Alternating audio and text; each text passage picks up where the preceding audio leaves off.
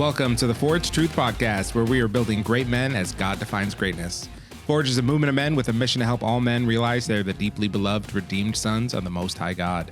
I'm your producer, Zach, and I'm here to discuss the issues that affect men the most with our two hosts, Dr. Pete Allinson, lifelong pastor and leader of Forge, and Jason Quinones, Bishop of Core Faith Church in Oviedo, Florida. Men, welcome to the show. Hey, good to see you guys. Glad you're here.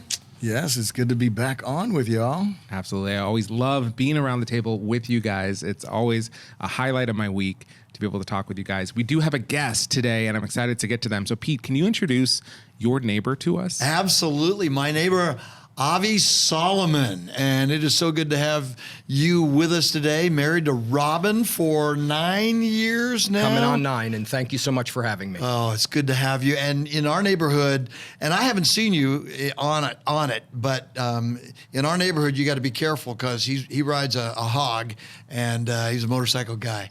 A tech guy, and all around trained guy, unique. We're going to have a lot of fun. Raised in an Orthodox Jewish home. And don't leave out a big Israel guy too. If you drive by my house, you'll see a big 6-foot American flag and Israel flag. That's right. I'm a big American patriot and a big fan of Israel too. That's right. And in my speaking notebook here, Avi, there it is. Can you look down there? I got my Israeli and American flag there. So, and we got a lot to talk about. But tell us what you're doing now, and then I want you to tell us what was it like being raised in an Orthodox Jewish home? Sure. As a son of a rabbi. So I've been up here in the Central Florida area for about 10 years. I just hit my 10th anniversary at my job. I'm the CIO for a law firm in commercial litigation defense here. And I grew up in New Jersey, and I was raised one of 4 boys, and I came very late in life to my parents. My mother was 39 when she had me. My father was an incredibly educated man, and in addition to his extensive educational background, he was also an Air Force chaplain. He was the chief Jewish chaplain for Tactical Air Command, I believe the highest-ranking Orthodox Jew in the United States Air Force, stationed in Japan during the Vietnam War. And I was born on Tachikawa Air Force Base. So wow. I'm an Air Force brat. The joke is I have a little label that says Made in Japan on my backside. But I was raised in New Jersey, Teaneck, New Jersey, and today Teaneck, New Jersey is a massively large Orthodox Jewish community. I think they have like 15 synagogues. It's very large. And my brother still lives there with his wife, and I have nephews and nieces there. But I spent really my childhood growing up there. And when I was there, it was an Orthodox Jewish neighborhood, but it was a little bit smaller. It hadn't exploded as much, but it was very convenient to New York City and other areas. And so I growing up, I grew up in this, what's known as modern Orthodox. I grew up in a modern Orthodox house. Oh wait, what's modern Orthodox? So let me explain that a little bit. Okay. So you have sort of I would say the most common 3 denominations of Orthodox, Conservative, and Reform. And there's a little bit of interpretation exactly of how you get to these things, but essentially Orthodoxy means that you are following the mitzvot, the commandments, the obligations that are from Moses, and things like keeping the Sabbath, keeping kosher, purity of the home, what they call Taharat HaMishpacha. And so those are sort of the main 3 groups. Now, within those groups, you have a little bit of a sub-connection. So when you take a look and you see Hasidim, right, people who come from a Hasidic sect, so they are also Orthodox. Yeah. And so they may wear long black coats and have side curls and hats, and a lot of that just comes from the custom of the areas where they came from, generally in Europe. And so they will actually have, people don't realize there are even subdivisions of those, where they wear different types of coats and hats and everything. And then you have modern Orthodox, and modern Orthodox is usually defined as Orthodox, meaning following the rules, but is also very modern. So playing sports, wearing baseball caps, you see a modern Orthodox Jew on the street, you'd see a yarmulke on their head, and you might not see anything else different about them than anybody else, right? But they will keep the Sabbath, and they will only eat at kosher restaurants and the such. So that's your Orthodox. Conservative is in a lot of ways similar to Orthodox, but has some fewer restrictions. So they are a little more forgiving on certain things like driving to synagogue because it's important to be there, etc. So I grew up, I actually spent 6 years in a conservative synagogue. My father, although Orthodox, was the rabbi of a conservative synagogue for 6 years because they wanted an Orthodox rabbi. So I grew up there, and there's mixed seating, whereas in Orthodoxy, you don't have mixed seating of the sexes in synagogue. I know the philosophy of the family that prays together stays together. I think we had more of the philosophy that who are we kidding? It's hard for men to concentrate sometimes. So, that's kind of the reality of it. You put them in a room together, and the women are just naturally pious, and the men are struggling. So, I don't know how to sum that up any better. And then you have the Reform movement, and the Reform movement really started in Germany, and it was my understanding is in its origin, it really just converted a lot of the speeches and language from Hebrew to German. So they were still, they were still originally pretty religious, but it's secularized over time. And in a lot of ways, I think they don't really subscribe as much to rabbinical rule, whereas conservative sort of tampers down the rabbinical rule and Orthodoxy follows the rabbinical rule. So Reform is more like Old Testament and not as much the rabbis. And I mean the classic rabbis of like the Sanhedrin and the Talmud and Mishnah and everything. So not as much, some, but Explain what the Talmud and the Mishnah is. So the Mishnah is the word of God that was handed from God to Moses as unwritten. It was the oral law, and then it ended up getting written down when there was a fear that it was going to get lost.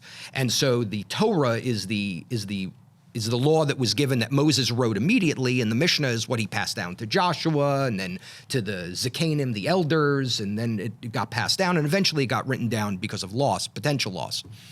The Talmud is really it's 63 volumes of legal interpretation and understanding in order to be able to wrap our heads around the rules and to understand what they are, because things can be very difficult. When you look in biblical terms and you see certain phraseology in English, for example, it's very hard to understand what it means. And one of the examples I like to give people is they say, and on the seventh day, God rested, right? Well, God doesn't need a nap. Right. So what does that mean, God rested? What does that mean exactly, God rested, right? And so this is where you start getting into interpretation to understand what does it mean when God rests? Rests from what? Why does God need rest? So the Talmud is really the commentary on the Old Testament law? It's legal interpretation and understanding on primarily the oral law, and then it pulls in other components of Torah, of Old Testament. So what'll happen is it'll start with an excerpt of the Mishnah, and then it'll start explaining it, but then it gets into all of these like legal conversations about, what does this mean exactly? How do you interpret it? And I'll give you a quick, I know we have a limited amount of time because it only runs for a day, and at some point we have to go to sleep, and I could be here forever. But but if you take a look at certain aspects of the law, it's interesting. So let's take this back. We're going back, 1700 years, right? It's a long time ago. And today we have these modern concepts of law, which are really important about how to be like civil to each other, right? Mm-hmm. So one of the questions that comes out, and this is one of my favorite ones. So there's a person who steals a goat. I don't know if I told you this one, and a person who steals a bull, or maybe it's a lamb and a bull, similar. And so the person gets caught, and now they have to pay. I mean, there's a penalty for this, right? And it's not equal penalty. There's something there. It's got to have a little bit of a bite to it. So if you steal a lamb or a sheep, you have to pay back 4 times the price, or you have to give back 4 sheep. And if you steal a bull, it's 5 times the bull. So of course, this raises a whole question, like, who cares, right? Like, there's a bull, it's a sheep, it's whatever, it's an animal, right? It's all equal. So 2 amazing concepts come out of this. So first of all, why is there a difference between the two? So how do you steal a sheep? And how do you steal a bull, right? I mean, I'm guessing if I open this up to questions, you guys probably wouldn't have the answers. And the reason I've is never stole either one. I'm hoping you've stolen nothing, and certainly not sheep or goats, right? Or bulls. So the way you steal a goat is you actually pick it up, you throw it over your shoulders because it's hard to corral them, and you run with it. That's how you steal a goat. It's a lot of work, right? To steal a bull, now, of course, put yourself in the context of time, right? What they did is they roped it, they jumped on, and they rode it away. That might seem kind of crazy, but at the time, that was, I guess, kind of normal for them, right? They bear saddle rode a bull, like that's what you do, right? But how hard is that to do? Okay, it's hard, but it's not like you're carrying this 150-pound sheep for God knows how far. I mean, they were like on farms, right? So you're running for miles. So you get caught. The question is, what's the penalty? For sheep, it's only 4. For bull, it's 5. Why? Because sheep was more effort to steal. And therefore, the law considers the carrying of that sheep to be one payment.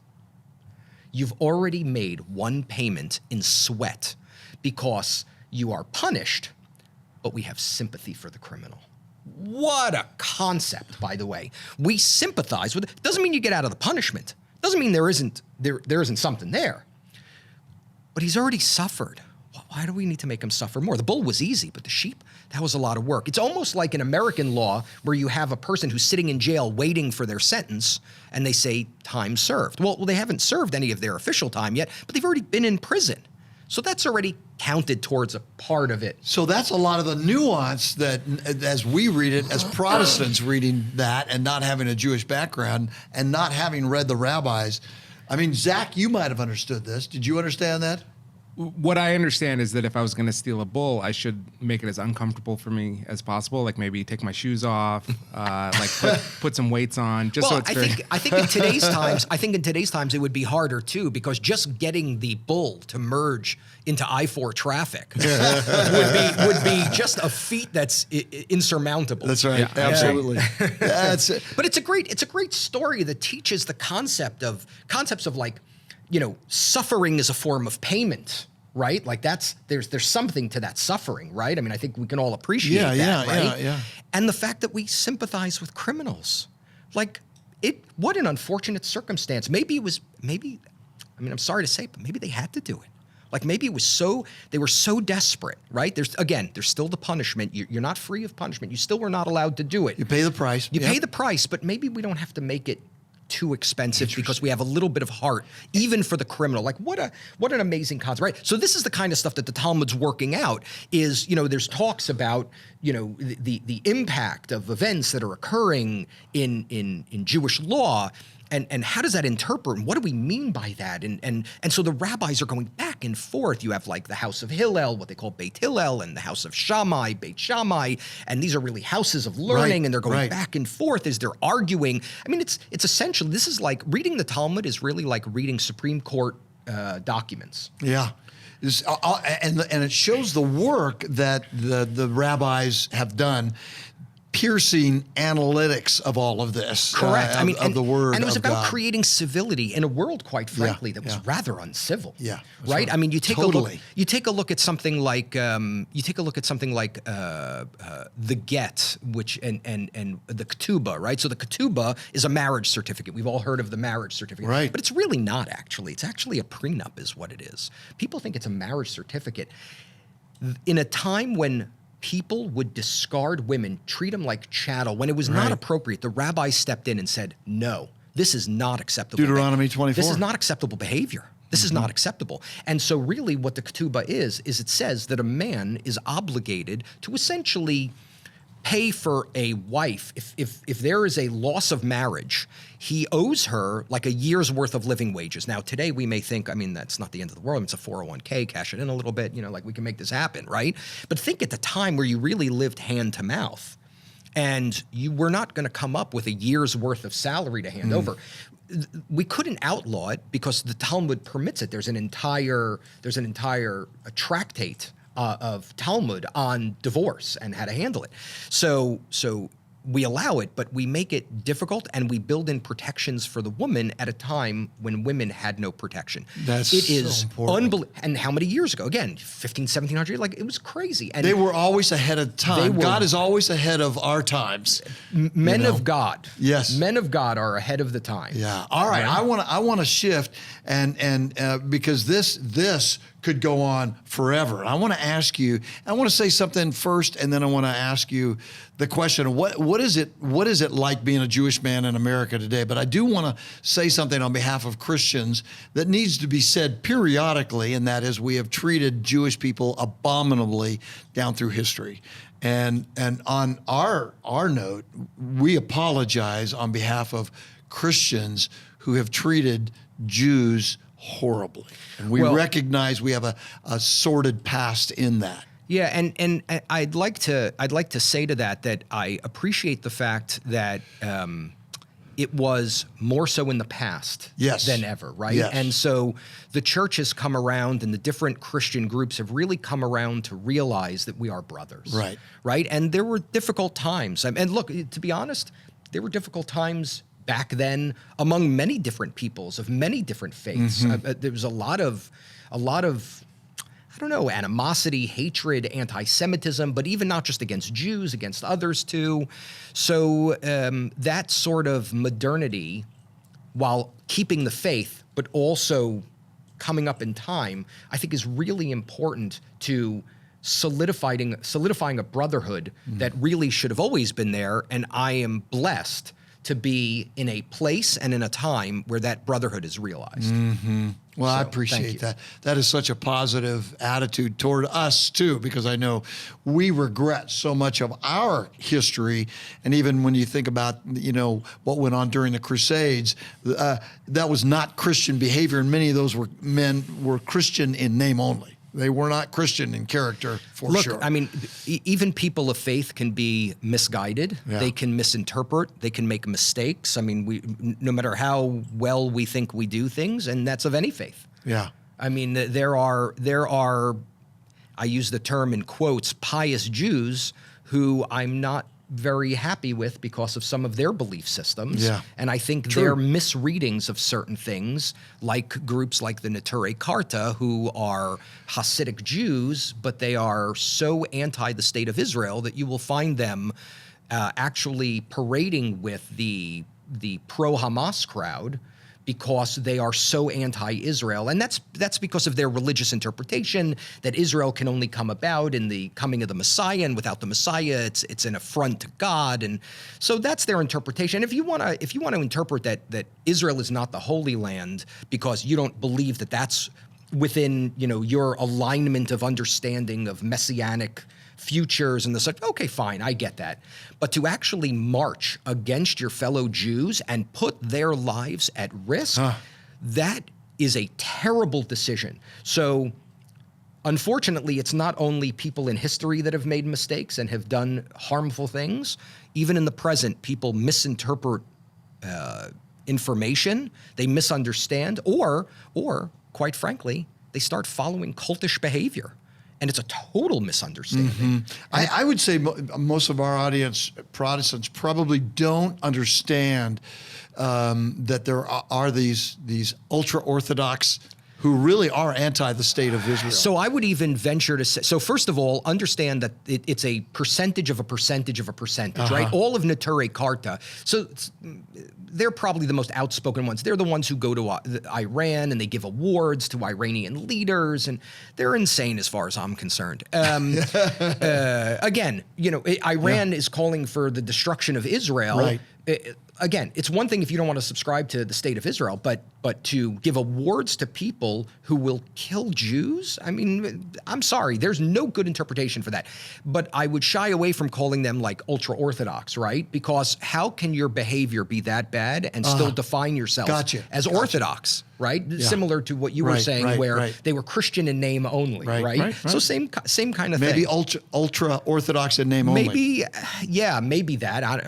I'm if you're aligning yourself with a regime that calls for the death of people, I don't even want to use a name for you other than just mistaken people, maybe in a cult. I don't know how else to explain it, but that Neturei Karta turns my stomach. And when you want to see the sort of pro-Hamas or pro-Palestinian movement and they want to show off their token Jews, those are the Jews they show. They have the curls and the hats, and they have like Free Palestine signs, and they're right at the front of the line. And there are only like 3,000 of them in the world, by the way. There are not a lot of them, right? But they are the noisiest, and the crowd that agrees with them wants to tokenize the living daylights out of them. And so they are at the front of all the pictures, at the front of the news. They're always kind enough to make nice space for them to be able to get to the front of the line. All right, you just got back from Israel not too long ago. I did. A couple of months ago. You have 2 children, 2 of your 6 living there. Correct. Why in the world did they move there? So, as is common in the modern Orthodox Jewish world, we do a year of college. We do like a gap year overseas. And so I did it myself for my freshman year of college. It was offered to my kids to do. I mean, offer is a funny word. Like, I paid for it. It wasn't like birthright where, it got sponsored. Of the 6 kids, 3 are my stepchildren, but all 6 are my kids. But I didn't have an ability to really have an influence on those 3. And the 3 that I had raised with my ex-wife, all 3 were offered the opportunity, and 2 of them took it. Now, my first one, my oldest, Serena, she went to Israel to do her gap year. She went to school there for a year, a religious Orthodox school. And probably about a third of the way through it, she realized she really didn't like the school. She didn't really want to stay there, and instead she decided to join the military. And that's what she wanted to do. So she became a sharpshooter in search and rescue. And as a matter of fact, if you recall, a few years ago, there was a collapse of a building down here in South Florida. Yeah. And Israel sent their search and rescue team. That was my daughter's team that came here. Now, my daughter had already finished her service, so she wasn't in the team, and it still chokes me up a little bit. But I remember when that building collapsed in Surfside, I think it was. When that building collapsed, my daughter texted me right away and said, "Dad, my team's on their way." By the way, Israelis do that all the time. All the time, by the way. All the time. Earthquakes. And they're not even given credit. Because they're specialists at They're that. not even given credit. And they'll go to Muslim countries and help if they'll be allowed in. They have no restrictions. They disassociate their politics from their search and rescue. They couldn't care. If Iran has an earthquake and says we need help, Israel will be there while Iran is busy launching missiles at Israel. Israel would show up there to go save people, because those two things are not related, and nobody's trying to be punitive here. You have innocent people that are dying, potentially hurt, and search and rescue has to get there. They were there in Haiti. They have been all over the world saving people all the time. So my daughter learned how to use machines like heavy machinery to move collapsed buildings and all this, but ultimately she was a sharpshooter, and her job was to protect her team so that when her team goes in to do search and rescue, her job was to make sure they were protected. And so then she ended up in Chapak Magad, which is like a special forces thing because of her skill set, whatever. I'm very proud of her. She did amazing things. She did her service, which she was not obligated to do because she's not an Israeli citizen. She is now. And she said, "This is where I belong." And then it was funny. She said to me, she goes, "Maybe when I'm done with this, I'll come back and go to college in the United States." And I said, "Honey, I don't think that makes sense for you, because you're going to be like 2 to 3 years older than every other college student. You're busy fighting in a war. Like, you have serious things to think about. And the college kids, like, they want to go have a beer." And you're like, "Beer? Like, life's important. We have important stuff to do here." So I encouraged her actually to stay in Israel and go to college in Israel, as did my ex-wife also. And so she went to Hebrew U. She's actually graduating now, like any minute, I think. And she finished her search. She ended up doing translation services for them. Amazing stuff. Okay, that's her. My second son visits Israel, but he wasn't as interested. He went to UCF, and then he lives here in Orlando. And my third one is there also in Israel now. He's at IDC, which is in Herzliya, which if you've been following the news, Hamas just launched 10 rockets towards central Israel, including Herzliya, where my son is. So, of course, we had to check in with him to make sure he got to the bomb room in his dorm. So his dorm has a bomb-proof room, because colleges in Israel need to protect their students from rockets and bombs. Not something you could ever imagine on an American campus. Never. Actually, quite the opposite. Jews are in danger on American campuses. So 2 of my kids are in Israel. He's finishing up his first year there. He's got 2 more years, but it's an accredited undergrad college in business and finance, and that's what he's going for there. I hope he makes Aliyah and moves there. I hope he chooses that also. Does he have to go into the military? Only if he becomes a citizen. If you're not a citizen, you don't have to. As soon as he does, he has to join the military. So correct. And my daughter, my daughter gave birth on October 1st. October 6th was the baby naming as part of tradition. At the first event, you had the baby naming. And then on the 7th, Hamas attacked, and my daughter and the week-old infant were in bomb shelter. But because she had just given birth, she was ineligible to be called up. Had she not had a child, then she probably would have been called back up. Once he becomes a citizen, he is obligated to serve because everybody at age 18 and above, male or female, is obligated to serve. Yeah. So I have a question. So you just said something about your son. You said you hope that makes Aliyah. Yeah. So what is that? The word Aliyah actually means to go up. It is considered an ascent when you move to Israel, an ascent in holiness. Yeah. So when you move to Israel, you make Aliyah. If you move out of Israel, it's called Yeridah, which means going down. So we use the term very colloquially to say making Aliyah. When you make Aliyah, it's inferred you mean moving to Israel. So my daughter made Aliyah 7 years ago. I hope my son makes Aliyah too. The challenge for me, of course, is moving to Israel at this age with so many kids here in America, and it's more difficult. But people do it. People make that move. My brother made the move. His 2 kids, more than 14 years ago, they went to Israel. They did their gap year. They ended up moving to Israel and living there. So my nephew and niece and their collective 15 children all live in Israel. The 2 of them, one has 9, one has 8, 16. I think they're up to 16 now. Wow. 15 or 16. I don't remember. I've lost track. And they all have 2 names, so it's very hard. So my brother, at some point with his wife, they said, why are we still living here? Our kids and our grandkids and everything are there. And so he retired and he moved to Israel, and he lived in Israel for 12 years, and he passed away, unfortunately, 2 years ago.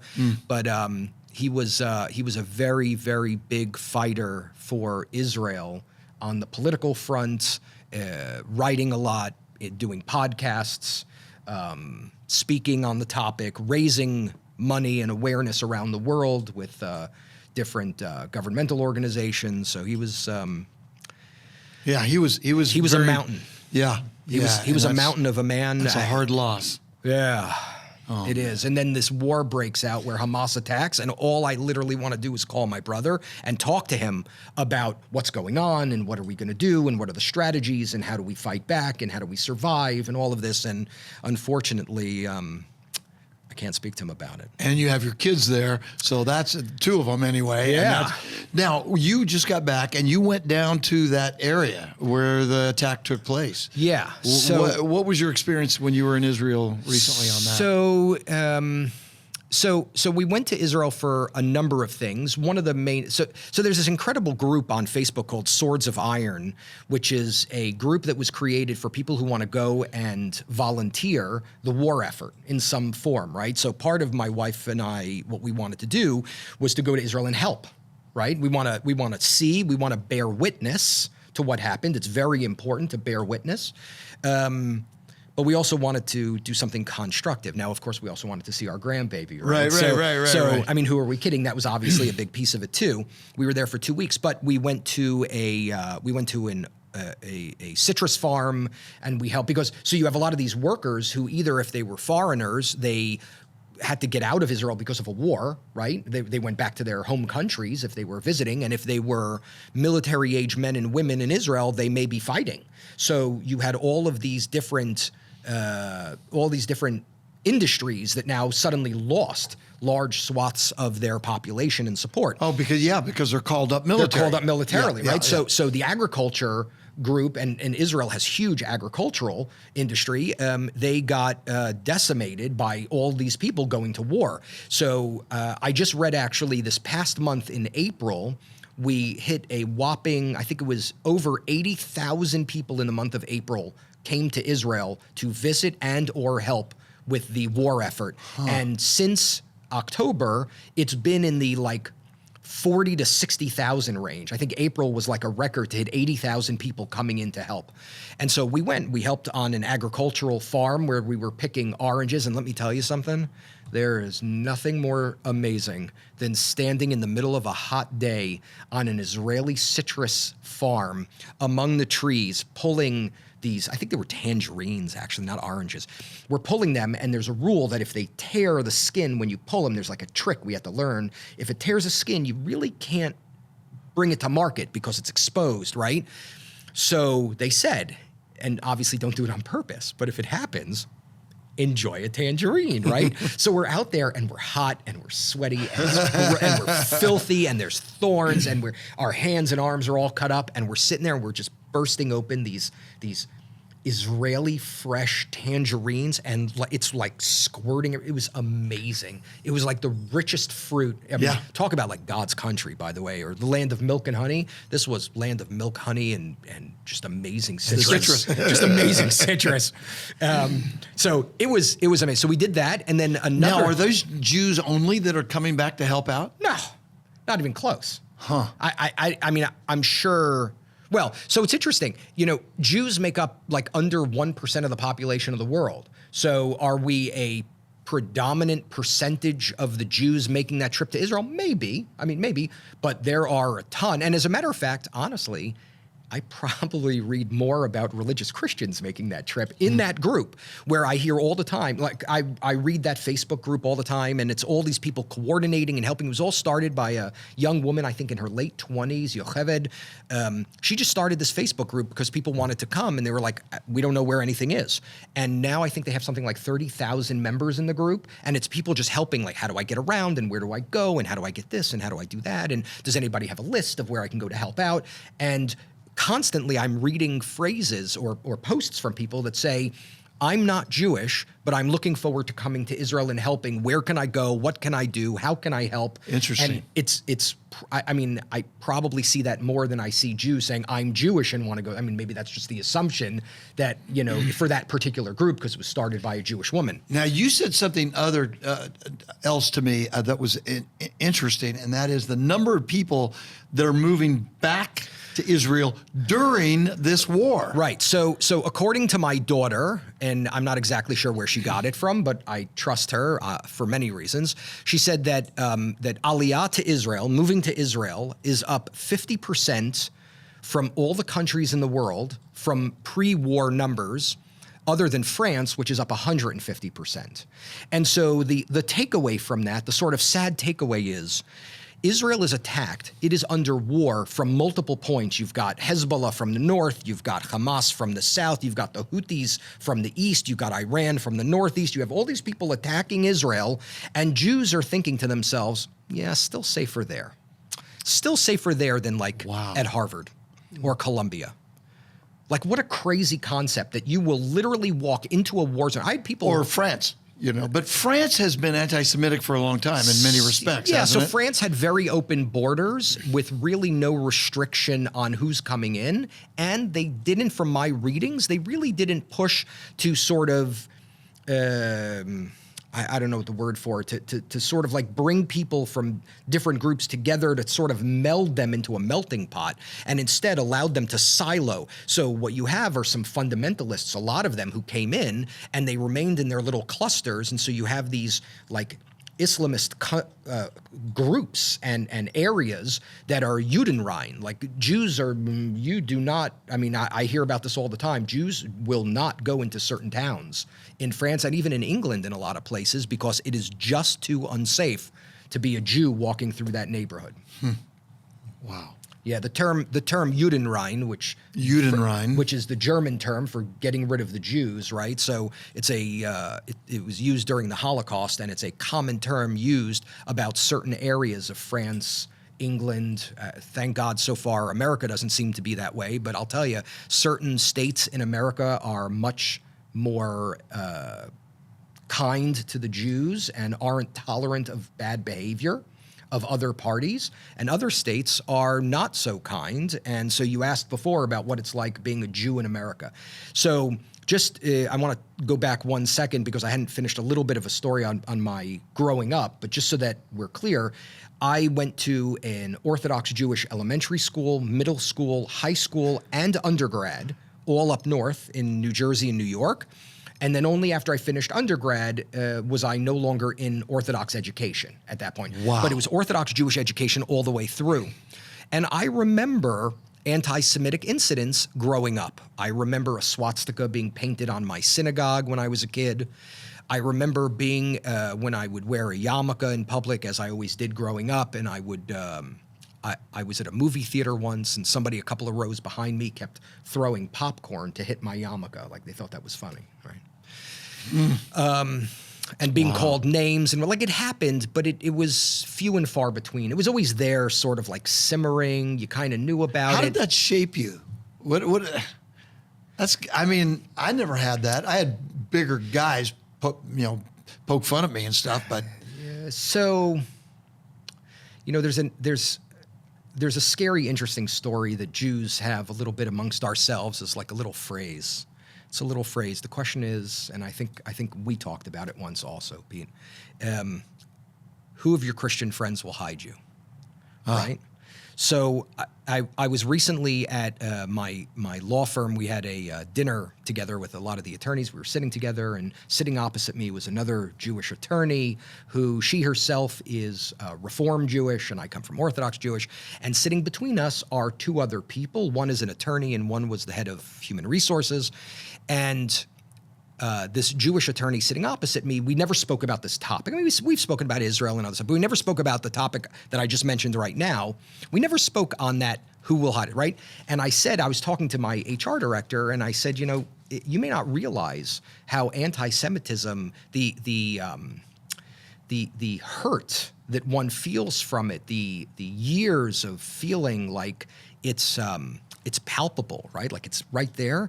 I said to this HR director, I said, watch this. I've never spoken to this attorney about this. Watch this. I said, what do you ask your Christian friends? And she said, will you hide me? And I turned to my HR director and I said, we've never spoken about this. How do we both know this? We don't even live in the same town. She's in South Florida. I'm in Central Florida. How is that a thing, right? The trauma, the generational trauma that exists for Jews is palpable, and it never really leaves. And sadly, no matter how much Jews try to assimilate, never really works, right? Hitler certainly didn't care, right? 1/8 Jewish, 1/16 Jewish. He didn't care that you did subscribe or didn't subscribe. If you even have a little bit of bloodline in you, right? That was enough, right? And it's inescapable.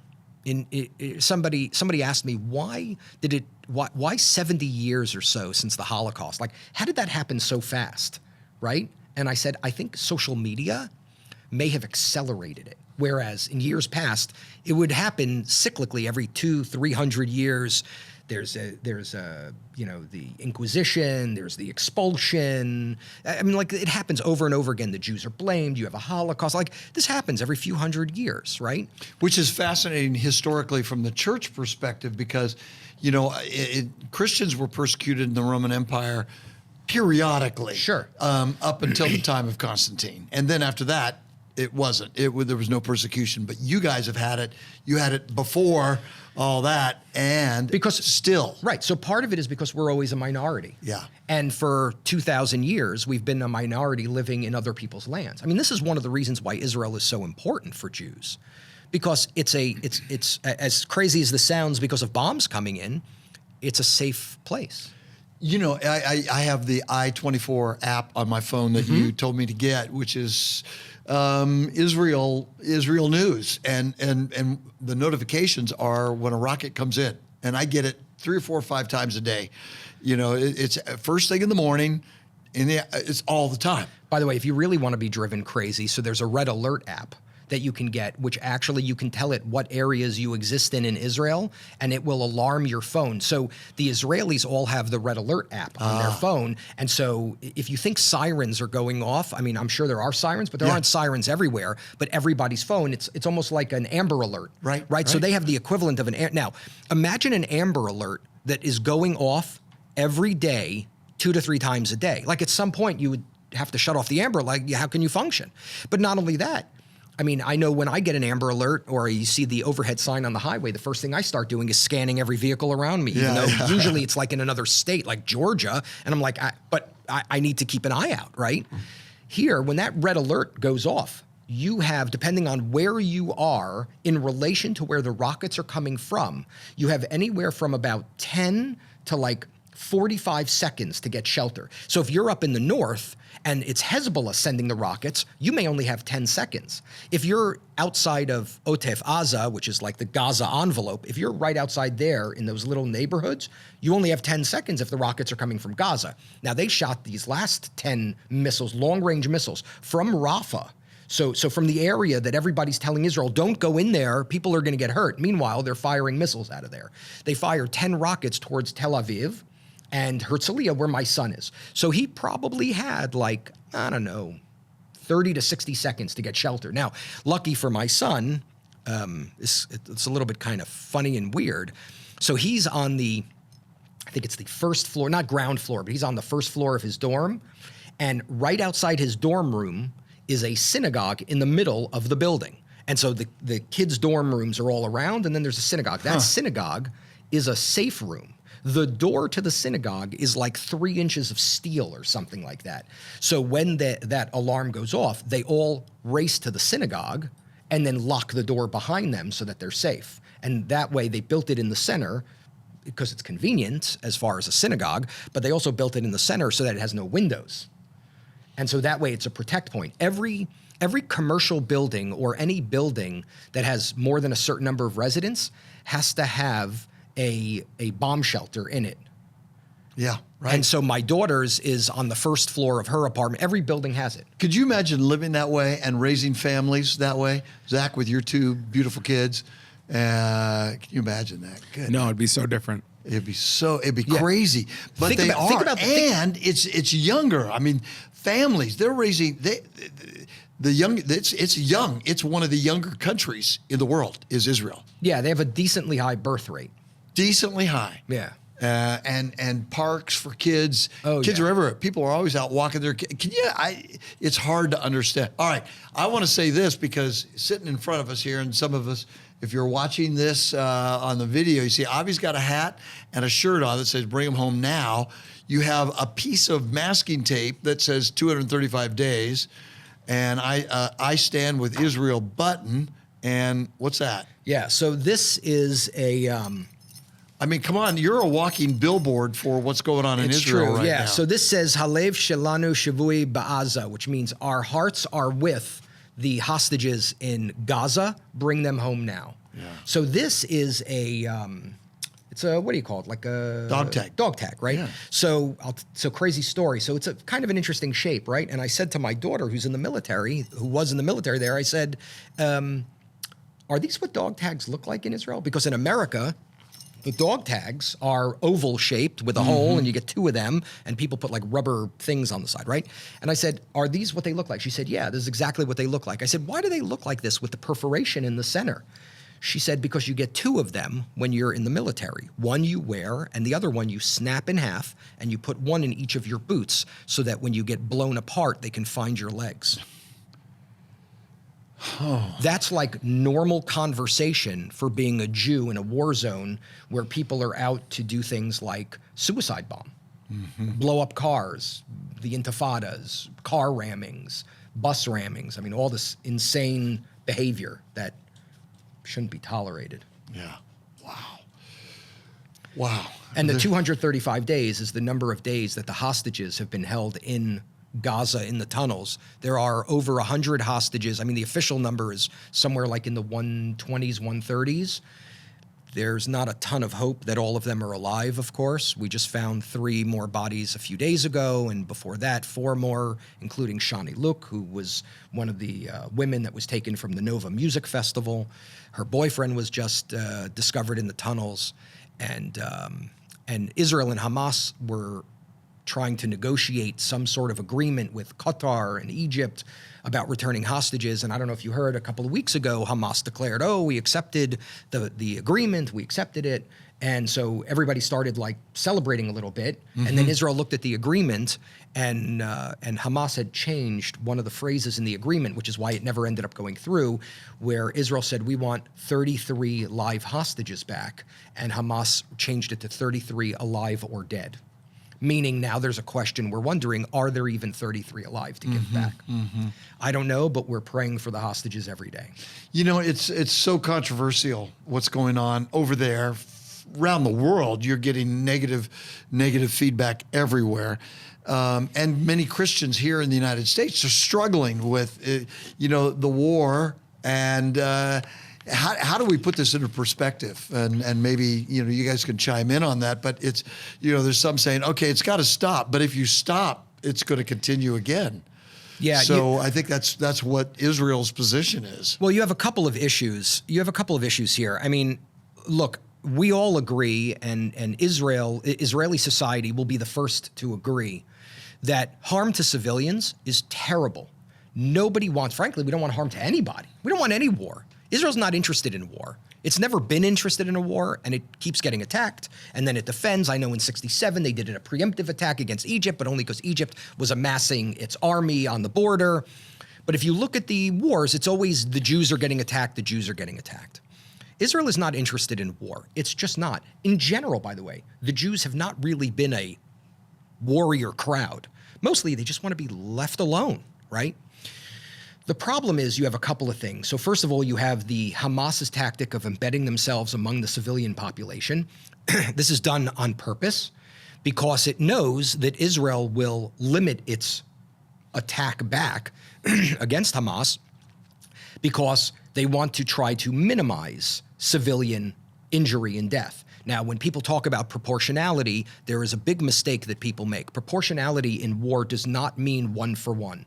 It doesn't mean that for every combatant killed, you can't have more than a civilian killed. What it really means is that for the goal of a particular offensive move, the amount of civilian casualties has to be reasonable for the goal of that particular move. So, for example, you can't kill 10 civilians in order to get one low-level person. But if you're going after Yahya Sinwar, who's the leader, and there are some civilians around him, and it means there's going to be collateral damage, there has to be an understanding that there's a reasonableness to the collateral damage in relationship to the military goal, right? So, and this is how the IDF thinks. I mean, honestly, this is the way that all modern Western civilized countries are supposed to think about it, right? That we are supposed to minimize, we can't go to zero, but we have to minimize civilian casualties as much as possible. But it's a war, and there will be civilian casualties, and it breaks all of our hearts. I am 100% in defense of Israel. I am 100% against Hamas. I am not 100% against Palestinians, and it breaks my heart, whether it's an Israeli civilian or a Palestinian civilian that gets killed, it breaks my heart. At the same time, I understand that it's an unfortunate outcome of Hamas starting a war and then hiding among the civilian population. Right, and I just want to point out one more thing. If you allow this to happen and you don't go after them and you back away and you say, we can't go in there because civilians are going to get harmed, then what you have done is green-lighted a new method for all terrorism, which is, as long as we embed ourselves in civilians, there will never be repercussions for the decisions we make. We can attack anybody, anywhere, at any time, run back behind civilians, and now Western Civ is stuck because they can't come after us because there's going to be somebody harmed. And that is a very dangerous green light to give terrorists. Terrorists need to know that if you terrorize, you will be gotten. Every time, and if there's collateral damage, it's terrible, and it's unfortunate, and it's horrible, but the alternative is worse. Yeah. I'm a little passionate about it. Yeah, I would think, I'm a little you passionate should be. about it because I get a lot of heat from people about it who really don't understand how horrific this was, how big the Hamas attack on October 7th, 23, it was horrible. What I think historically many Christians don't understand is that when Zionism began in the late 1800s, early 1900s under Herzl. The Jews, as they started to come back and they didn't have a homeland, they had to buy their land, and they bought it at exorbitant prices from Arabs who sold it to them. And then when they wanted to found a nation, they knew they couldn't do it all by themselves, that they wanted to have an agreement. Let's build a nation with Arabs. And that was roundly stopped in the early stages. They would not. So I agree with everything you're saying. I do want to add one caveat there. Yeah. When you say Zionism was founded, so let me add a word. Movement? The modern movement or the political movement, because Zion, Tzion, which is a word for Jerusalem, Sure. has been around in our culture and our faith since the beginning of time. Granted, right? modern Zionism. Right. So modern political Zionism Yes. is what Herzl brought around in the 1800s, right? And it's really, what happened was the Dreyfus Affair made him realize that Jews are not safe anywhere, in case anybody thinks this is a that modern was, invention. England, right? Yeah. Dreyfus. So right, correct. And I think where was he put out? To Crete or something like that? Yeah. The realization that Jews, no matter how much they tried to blend in with the non-Jewish population, were never accepted. They were always going to be scapegoated. They were always going to be blamed. It's a problem. And so the only way for Jews to be safe, the only way for them to self-determine, and we're talking about, by the way, also a time. It also, things have to happen in the context of time, right? Where you have concepts of self-determination and everything. So why are the Jews not entitled to a land with self-determination, right? Everybody's screaming about the Palestinians and a two-state solution, and they should have a right to self-determination. Meanwhile, nobody seems to care that the Jews also should have a right to self-determination. Well, how right? many Muslim states are there? 24 or something I think it's 26 Muslim and 52 Arab, something like that. Yeah. So there ought to be and by the way, I'm one pretty sure, Jewish state at least. Yeah, and I'm pretty sure that they're not all indigenous too, by the way. Yeah, right. So while they're screaming at Jews for not being indigenous, which is not true.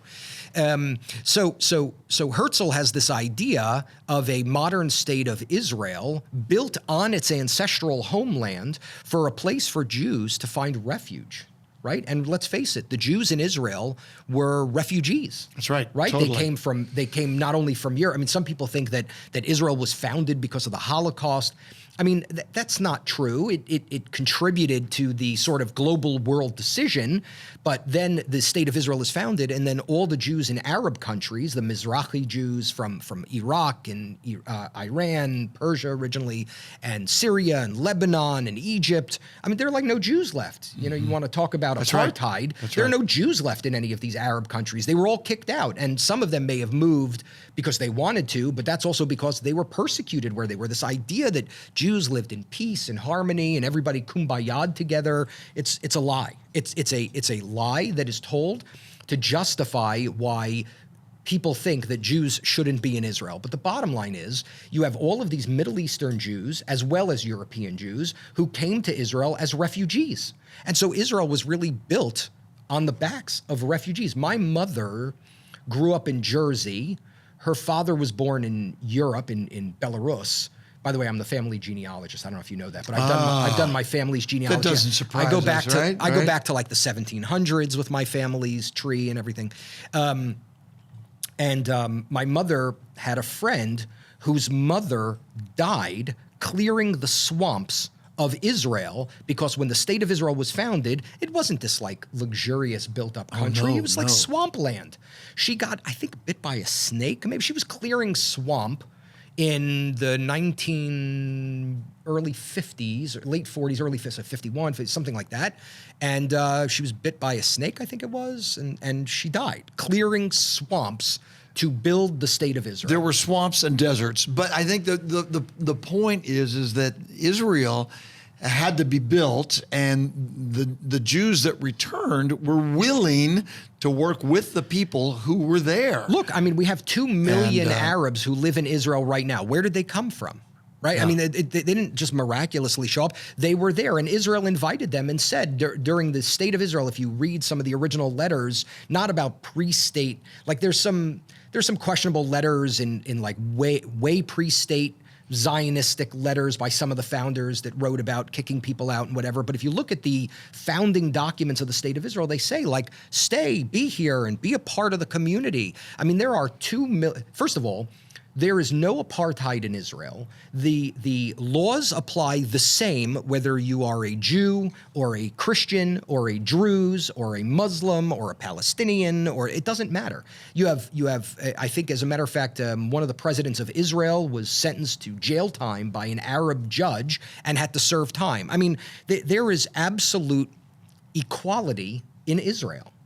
It's fascinating. It's amazing to me that people think otherwise because they conflate what's going on in, like, Gaza to the state of Israel. You have 2 million Arabs, many of whom are Palestinians, who live with absolute equal rights in the state of Israel with freedom. And there are Arab Christians there too. Oh, absolutely. That have been Christians since the early church days, and they're still there too. Yeah. So, boy, it's very complex, very difficult for us to wrap our heads around, but we do need to pray for Israel and what's going on. I love how you said, the sad aspects of war, that they do tug on your hearts. They should. Israelis are sensitive about all these issues too. Of course. They don't want the unwanted destruction of life. You're not human if you can't sympathize with the sad, unfortunate loss of life that occurs in any war. Quite frankly, it's terrible. The numbers are terrible. War is terrible. It's terrible.